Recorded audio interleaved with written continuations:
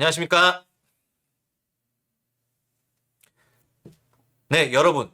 멸콩TV가 드디어 10만 구독자를 달성했습니다. 여기저기로 지금 박수 소리가 지금 우렁차게 들리는데요. 굉장히 단기간 동안 이룩한 좀 큰 성과다, 대단한 성과다라고 자화자찬은 여기까지 하고, 이렇게 단기간 동안 우리 멸콩TV가 10만 구독자를 달성한 데는 당연히 우리 구독자분들, 그리고 시청자분들, 애청자분들의 어떤 열화 같은 사랑과 성원이 있었기 때문이라고 당연히 말씀드릴 수 있고, 이 부분에 대해서 너무너무 감사드리고, 어떻게 보면 이게 응원이기도 응원이지만 뭐 더욱더 잘하라는 하나의 또 책찍질로서 이렇게 받아들이고, 저희가 어떻게 보면 보수 우파의 어떤 정통 방송으로서 좀 더 최선을 다하고 우리 애국 우파에게 힘이 되는 그런 방송이 될 수 있도록, 우리 뭐 다른 이제 출연진 뿐만 아니라 저도 같이 함께 계속해서 노력해 나가겠습니다. 그래서 앞으로 저희 멸콩TV 더욱더 많이 사랑해 주시길 부탁드립니다. 다시 한번 감사드립니다. 대한민국 사법부는 안녕하십니까? 김지진 변호사입니다. 자, 또 저번 주에 이제 우리 시청자분들께서 올려주신 이제 여러 가지 질문들에 또 하나하나 좀 답을 드렸고, 또 애정어린 이런 또 칭찬도 해주시고, 또 여러 가지 좋은 의견도 주시고 해줘서 너무너무 감사드리고, 앞으로도 이 우리 사법부가 바로 서는 날까지 계속해서 우리 대한민국 사법부는 안녕하십니까를 열심히 이제 진행해보려 하니까요. 이번 주에도 방송 많이 시청해주시고, 또 관련 질문 있으시면 언제든지 댓글, 또 이메일, 뭐 어떤 방법으로든지 전화 주셔도 되고요. 그래서 그 질문을 남겨주시면 제가 성실하게 답변을 해드리도록 하겠습니다. 아울러 우리 멸콩TV 좋아요, 구독, 알림 설정 꼭 부탁드립니다. 네, 오늘 이제 첫 번째 내용부터 좀 살펴볼 텐데요. 제목은 여러 가지 이제 질문들이 올라왔는데, 그 질문들 중에 굉장히 눈에 띄었던 게, 지금 이제 이재명 재판이 계속해서 지금 진행이 되고 있잖아요. 지금 거의 일주일에 1, 2회 이상씩 이제 출석을 하고 있는데, 관련해가지고 이런 뉴스들이 많이 나오고 있어요. 지금 재판을 너무 지연하고 있다. 뭐 하루 이틀 일도 아니죠. 관련해서 뭐 지금 본인이 끼어들 상황도 아닌데, 발언권을 판사가 주지도 않았는데 나서서 지금 계속해서 뭐 끼어들고 얘기를 한다든지, 재판 절차 진행을 지연시킨다든지, 이런 내용들이 계속 나오고 있어요. 그래서 도대체 이거 어떻게 된 거냐, 왜 이러냐, 뭐 뻔하지만 재판을 지연시키려는 거겠지만, 이거 도대체 어떻게 좀 할 수 없나, 이거 도대체 재판부에서 좀 어떻게 빨리빨리 신속하게 진행할 수는 없나, 이런 질문도 많았습니다. 그래서 첫 이제 질문의 제목은 제가 이재명의 침대 축구로 정해봤습니다. 그래서 여러분 이제 침대 축구라고 들어보셨죠? 굉장히 이제 뭐 우리 축구 할 때 한쪽 팀이 뭐 이기고 있거나, 보통 이기고 있는 상황이죠. 이기고 있는 팀인데, 이기고 있는 팀이 아무리 이기고 있더라도 어쨌든 페어플레이 정신을 생각을 한다면, 뭐 이기고 있는 팀도 계속해서 열심히 이제 공격을 하는 게 맞는데, 뭐 이기고 있는 팀이 예를 들어 후반 한 10분 정도 남았을 때 그냥 막 뭐 공을 돌린다든지, 아니면 상대편 반칙을 당했을 때 거의 뭐 완전 들어 눕는 거죠. 들어 눕고, 내가 볼 때는 이거 뭐 별로 다치지도 않은 것 같은데 완전 떼굴떼굴 구르면서 시간을 끌고, 뭐 이런 장면들 보였을 거예요. 그리고 우리가 흔히 그거를 침대 축구라고 하는데, 굉장히 좀 비신사적인 행위라고도 볼 수 있고, 이게 그래 어쨌든 그 경기를 좀 지연하려는 이런 좀 비신사적인 행위잖아요. 그래서 지금 이재명도 재판에서 하는 걸 보면 똑같습니다. 이 침대 축구랑. 그래서 지금 이재명이 침대 축구를 하고 있다, 저는 이렇게 좀 정리를 해드리고 싶은데, 좀 이런 황당한 내용들 구체적으로 좀 예를 들어서 살펴보면 좋을 것 같아요. 지난 3일에 이제 저기 위례 신도시 이제 재판 관련해서 이제 재판이 열렸어요. 이게 하도 많아가지고 저도 이제 하나하나 이 사건을 기억하려면 뭐가 많은데, 지금 중앙지법원 형사제 33부에 몇 가지 사건들이 이제 병합이 돼 있죠.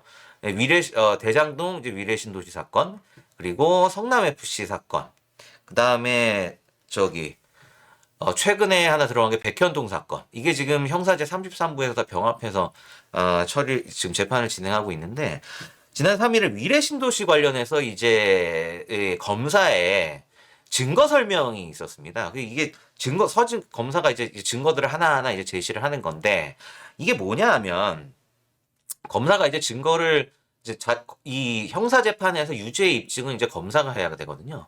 그럼 형사 공판이 시작되면 일단 검사가 여기에서의 이제 우리가 확보한 증거들은 이런 게 있고, 이 증거가 과연 무엇을 입증하려는 취지인지, 이게 입증 취지죠. 예를 들어서 뭐 사람을 살해했다. 그럴 때는 이제 칼 같은 게 이제 증거로 제시된다면, 이제 칼을 제시하면서 물론 이제 칼을 갖고 나오진 않고요.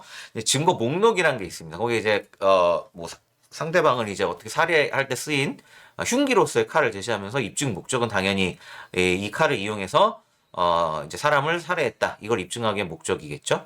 그래서 간단하게 이제 설명들을 합니다. 이게 이제 왜 제시가 됐는지.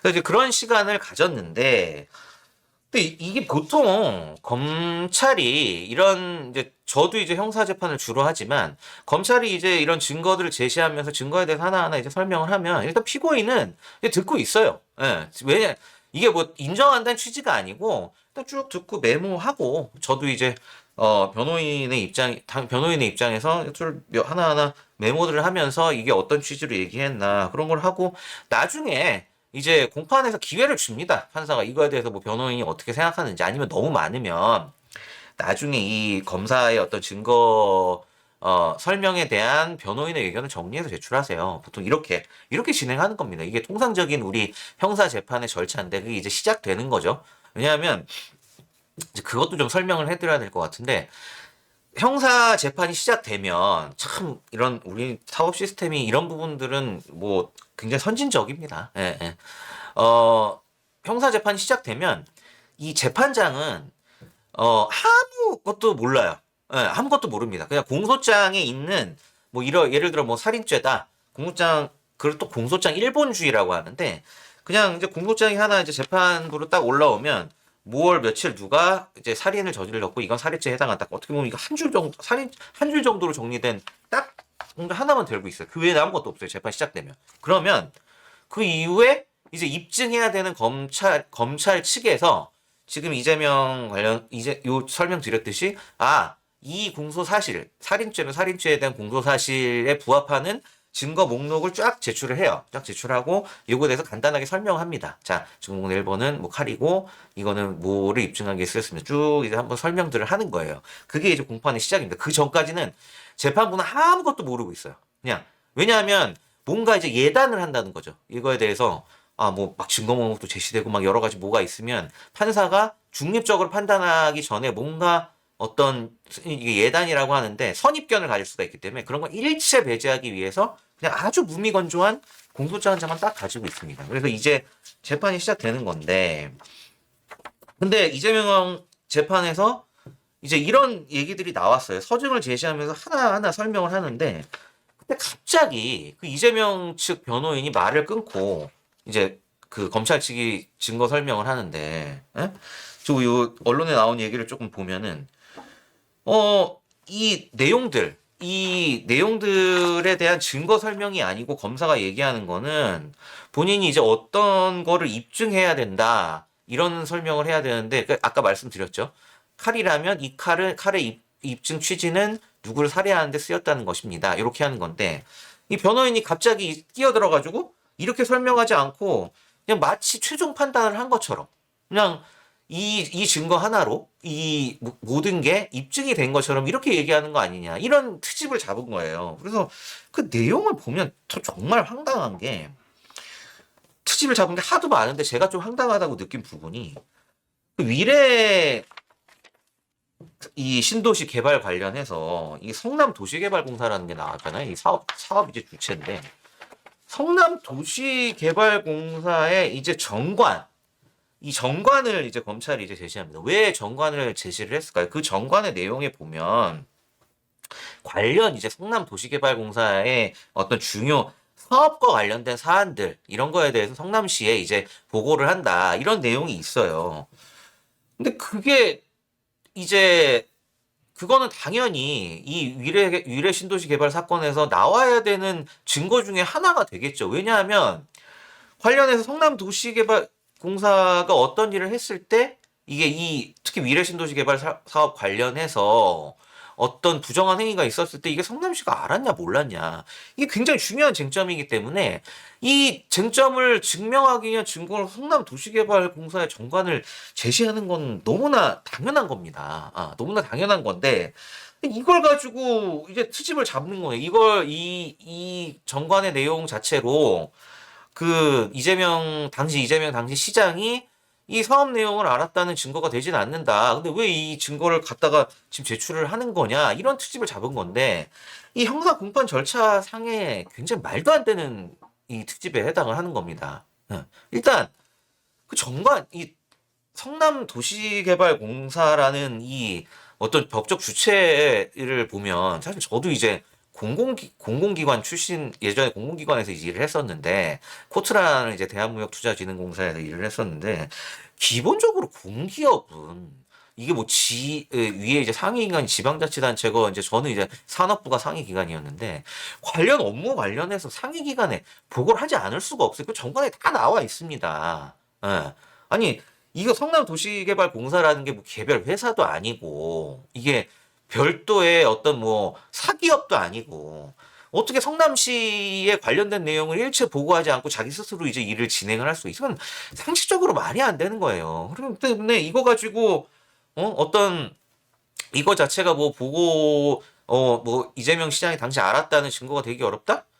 이런 부분은 또 차치하고서라도 이런 부분은 지금 할 얘기가 아닌 거죠. 굳이 시간을 할애해서 그냥 듣고 있다가 정말 그게 좀 마음에 걸린다고 한다면 나중에 이거 관련해서 얘기를 반론 기회를 얻어서 얘기를 하든지 아니면 증거가 너무 많으니까 이거에 관해서 뭐 별도의 어떤 서면을 제출해서 진행을 하든지 그렇게 하는 겁니다. 심지어 변호인도 변호인이지만 당시 이재명 대표까지 갑자기 또 불쑥 끼어 들어가서 이제 피고인인데 피고인이 또 별도로 나서서 말을 하는 경우도 사실 잘 없어요.